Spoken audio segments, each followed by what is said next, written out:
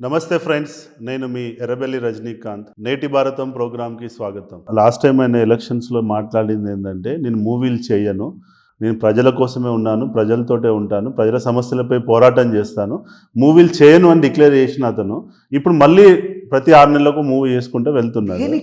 So ఈ double standards వల్ల ఇప్పుడు ఆయన మాట మీద ఆయనే నిలబడటం లేదు. ధనాపేక్ష సమస్త కీడునకు మూలం. నేను 2 747, 7 ఏరోప్లేన్లు, 3 హెలికాప్టర్లో తిరిగినోండి. ఇప్పుడు మీ దగ్గరికి ఒక వెహికల్లో వచ్చాను, తప్పేటి? సేమ్ కేఏ పాల్. అమ్ముడుపోవడం ఎందుకు? డబ్బులు లేవని నేను అమ్ముడుపోతానా? కాంగ్రెస్కో, బీజేపీకో, టీడీపీకో, వైఎస్ఆర్సీపీ, కేసీ? నన్ను పిల్లనోడు ఎవడు? నన్ను చేర్చుకున్నాడు ఎవడు? నాకున్న ఓట్ బ్యాంక్ మీరు ఏ సర్వేలు పెట్టండి, 100% తెలుగు ప్రజలు నన్ను ముఖ్యమంత్రిగా కోరుకుంటున్నారు. 160% తెలుగు. ఇప్పుడు మీరు వైజాగ్లో పోల్ పెట్టండి, ఎంపీగా కేఏ పాల్ కావాలా? బ్రాహ్మణ్ జీవీఎల్ నరసింహరావు బీజేపీ సర్వనాశనం చేసినోడు కావాలా? లేదా టీడీపీ, వైఎస్ఆర్సీపీ ఎంపీలు అభ్యర్థులు ఆ కమ్మ సామాజిక వర్గం చెందిన వాళ్ళే కావాలా? ఒక డిబేట్ పెట్టండి మాకు. సో డెఫినెట్గా సోషల్ మీడియా ప్రజలందరూ నన్నే కోరుకుంటున్నారు. Minimum 60% vote bank, minimum 90% following ఉంది. మరి ఎందుకు నేను క్యాండిడేట్లు పెట్టకూడదు? ఎందుకు కాపులు, బీసీలు నాతో కలకూడదు? ఒకసారి ఆలోచించండి మీరు. టీడీపీ నుంచి టికెట్ రానో లేదు, వైసీపీలో కలుస్తారు. వైసీపీ నుంచి టికెట్ రానో, ఇప్పుడు కేసునేని నేనో నానో దేనో ఏదో ఉన్నాడు విజయవాడలో. టీడీపీని వదిలేశాడు, వెళ్ళి వైసీపీలో కలిశాడు. అరే బాబు, నీ కళ్ళు కనబట్టలేదా? ఈ 2 పార్టీలు తప్ప 3వ పార్టీ కనబట్టలేదా? మీ ఊర్లో నువ్వు సర్వే చెయ్యి, మీ ఫాలోవర్స్తో సర్వే చెయ్యి. అంతవరకు ఎందుకు? కేసీఆర్ గారికి ఒంట్లో బాగోపోతే ప్రేయర్ చేయడానికి వెళ్ళాను డిసెంబర్ 12ని. కనీసం ఒక 3000 మంది బయట ఉంటారు. మీరు షౌటింగ్ చూడండి, సీఎం సీఎం సీఎం. మరి ఎలక్షన్ అయిపోయిన తర్వాత నేను సీఎం ఎట్రా? మరి 199 మంది కేసీఆర్ మనుషులు నన్ను సీఎం ఎందుకు అంటున్నారు? ఆ కేటీఆర్ చూసి ఆశ్చర్యపోయాడు, ఇది ఎక్కడరా బాబు గొడవ?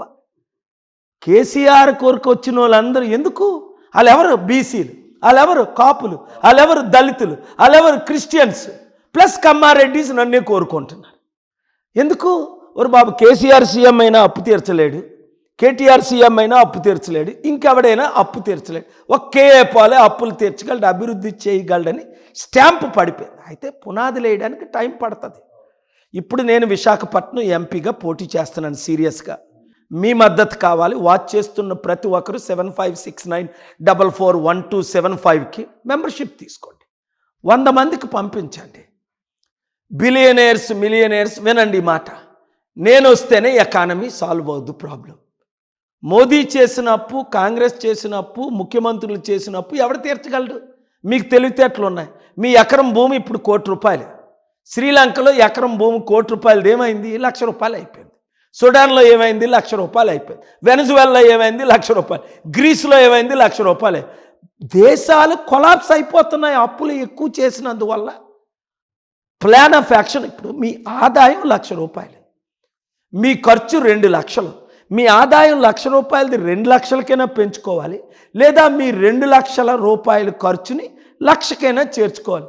ఇప్పుడున్న ముఖ్యమంత్రులు ఏంటి? అన్నీ ఫ్రీగా ఇచ్చేస్తాం. ఇప్పుడు చంద్రబాబు నాయుడు మళ్ళీ అనౌన్స్మెంట్ చేయడండి, జగన్మోహన్ రెడ్డి ఇచ్చిన దానికి డబుల్ ఇస్తాను అంటున్నాడు. ఏదైనా ఎక్కడి నుంచి తెస్తావు నువ్వు?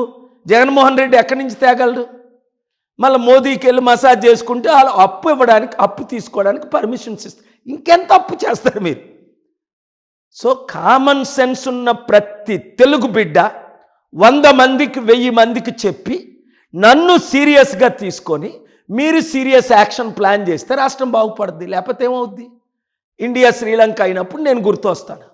మన ఆంధ్ర రాష్ట్రం, తెలంగాణ రాష్ట్రం శ్రీలంక అయినప్పుడు, కొలాప్స్ అయినప్పుడు నేను గుర్తొస్తాను. సుఖమేముంది? చేతులు కాలకు ముందే ఆకులు పట్టుకోండి, గొడ్డ పట్టుకోండి అన్నారు. కాలిన తర్వాత గొడ్డ పట్టుకుంటే ఏమవుద్ది? ఇప్పుడు